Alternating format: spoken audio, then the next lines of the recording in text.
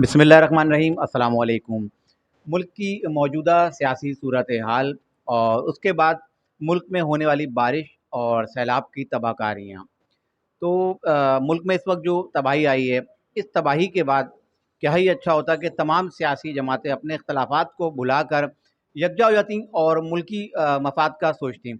इसी हवाले से बात करने के लिए आज जो है मरकज़ अहले सुन्नत पे जो है मैं आया हुआ हूँ और मेरे साथ मौजूद हैं पाकिस्तान सुन्नी तहरीक के मरकज़ी तर्जुमान फ़हीम शेख साहब। आज फ़हीम शेख साहब से जानेंगे इस हवाले से। फ़हीम शेख साहब, सबसे पहले आपका बहुत बहुत शुक्रिया। फ़हीम साहब, आपसे मेरा सवाल ये है कि आप ये बताएं कि इस वक्त जो आप हालात देख रहे हैं बारिश और सैलाब की तबाहकारियों के बाद, तो आप इस हवाले से क्या कहेंगे? क्या इस वक्त तमाम सियासी जमातों को यकजा होने की ज़रूरत नहीं है? बिस्मिल्लाहिर्रहमानिर्रहीम। बिल्कुल यकजा होने की ज़रूरत है, लेकिन सबसे पहले ये है कि बलूचिस्तान में सैलाब आया, कराची में जो बारिश हुई मूसलाधार, कई सड़कें बह गईं, हालत ज़ार बहुत ख़राब है। और बिलखसूस बलूचिस्तान, जहाँ हज़ारों घर जो है बह गए और लाखों लोग जो है बेघर खुले आसमान के नीचे हैं। ऐसी सूरत हाल में मुल्क की तमाम इकाइयों को, मुल्क की तमाम सियासी मजहबी जमातों को एक होना चाहिए था, मुल्क के अवाम के लिए, कौम के लिए, मुल्क के लिए। लेकिन बदकिस्मती यह है कि आज भी हम एक दूसरे पर कीचड़ उछालने में लगे हुए हैं, वहाँ की आवाम की इमदाद के लिए नहीं सोच रहे।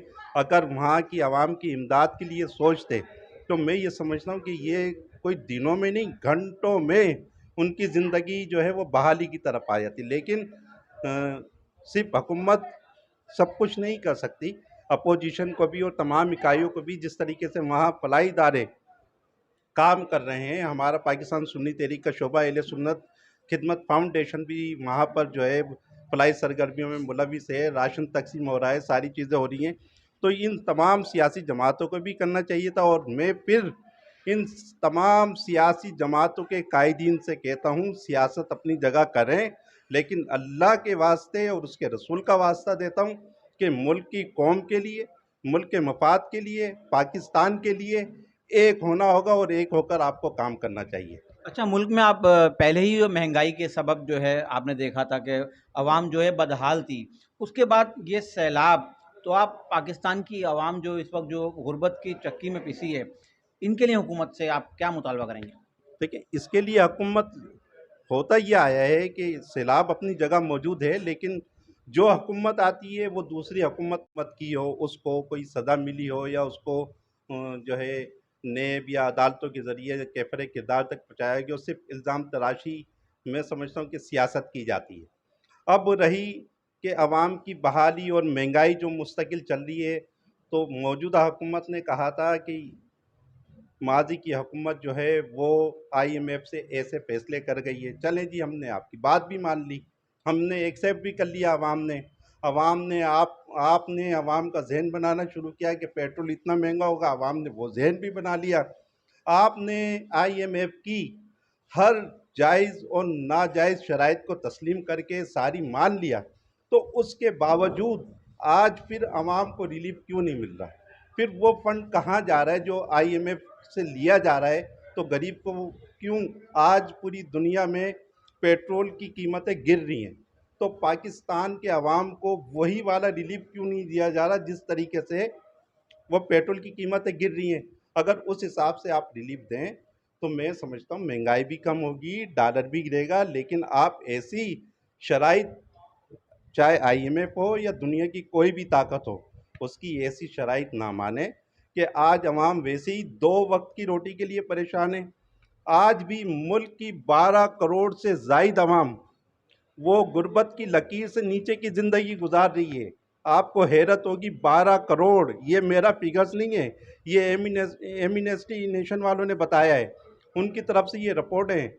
अब जब जिन लोगों ने इन पे काम किया है, तो हुकूमत को खुद सोचना चाहिए कि हम महंगाई पर महंगाई कर रहे हैं, महंगाई पर महंगाई। डॉलर आज जो एक आसमानों को छू रहा है, पाकिस्तान की तमाम तारीखों को अबूर कर गया है, तो गरीब किस जगह जाएगा? गरीब की तनख्वाह वही 15,000 20,000, उसका घर चलाना, उसका अपने बच्चों को पालना आपने इतना मुश्किल कर दिया है कि वो माशी बदहाली का शिकार, वो भी माशी बदहाली का शिकार, और आप आवाम को ریلیف کے دعوے ضرور کرتے ہیں لیکن ریلیف دینے میں ابھی تک ناکام ہے.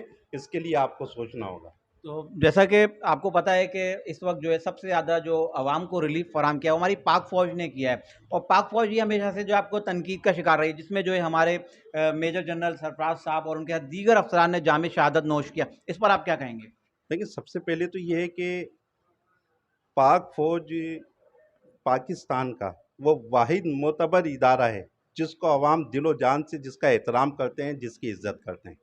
اور پاک فوجی چاہے یہ والا سیلاب ہو جو ابھی بلوچستان میں آیا ہے یا کبھی زلزلے آئے ہوں 2008 میں ہیلی کاپٹر جو ہے وہ گر گیا جس میں وہ شہید ہو گئے، میں ان فوجی افسران کو، ان کور کمانڈر صاحب کو خراج تحسین پیش کرتا ہوں.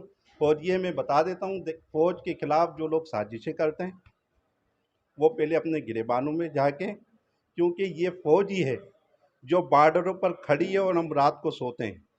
اور یہ فوج ہی ہے جو تپتی ہوئی دھوپ میں سرحدوں کے اوپر کھڑی ہوتی ہے اور ہمارے ملک کی حفاظت کر رہی ہوتی ہے. تو لہٰذا جو کوئی فوج کی کردار کشی کرتا ہے تو وہ پہلے اپنے گریبان کی طرف دیکھے، اس کے بعد پھر کوئی بات کرے. لیکن میں یہ سمجھتا ہوں کہ اداروں کا احترام بہت ضروری ہے، ہم تمام آئینی اداروں کا احترام. لیکن پھر میں یہ ایک بات، ملک کے عوام جو ہے وہ پاک فوج کو ماتے کا جھومر سمجھتے ہیں، کیونکہ وہ ہمارے ملک کی حفاظت کے لیے اور عوام کی فلاح و بہبود کے لیے، جیسے ابھی سیلاب آیا تو رات دن انہوں نے ایک کر دیا ہے وہاں کی عوام کی بحالی کے لیے، اور کوئی کسر نہ چھوڑی، یہاں تک کہ انہوں نے شہادتیں قبول کر لیں. اللہ تعالیٰ ان کو عظیم منصب پر پہنچائے، اللہ تعالیٰ جنت الفردوس میں اعلیٰ مقام عطا فرمائے. اور میں یہی سمجھتا ہوں کہ ہمیں بھی جس جذبے کے تحت ملک کی عوام کے لیے پاک فوج کام کر رہی ہے، پاکستان کی تمام سیاسی و مذہبی جماعتوں کو اور فلاحی تنظیموں کو اسی جذبے کے تحت بلا تفریق عوام کی خدمت کرنا ہوگی. تبھی ہم جو ہے عوام کو معاشی طور پر مستحکم کر سکتے ہیں. جیسا کہ آپ کو جب بھی پاکستان میں یا سندھ میں یا کراچی میں اس طرح کی کوئی آفت آتی ہے، سنی تحریک پاکستان سنی تحریک ہمیشہ سر فہرست ہے. اس وقت آپ لوگ کون کون سے کام سر انجام دے رہے ہیں؟ دیکھیں، اس میں ہم اپنی مدد آپ کے تحت ابھی بھی بلوچستان میں میرے پاس کچھ ویڈیوز ہیں، میں آپ کو دیتا ہوں کہ ہمارے جو وہاں کے ڈویژن ذمہ داران ہیں انہوں نے غریبوں میں راشن تقسیم کیا. کیونکہ جب وہ کوئی سیلاب سے پریشان ہوتا ہے تو سب سے پہلے اس کو خوراک کی ضرورت ہوتی ہے زندہ رہنے کے لیے.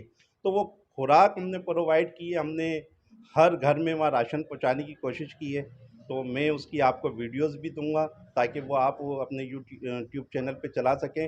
تو ہم چاہے وہ 2008 کا زلزلہ ہو یا چہوڑ جمالی میں جو سیلاب آیا تھا وہ ہو، یا جو بھی آفتیں آتی ہیں، اس میں اہل سنت خدمت فاؤنڈیشن الحمدللہ اپنے حصے کا کردار ادا کرتی ہے. بہت بہت شکریہ.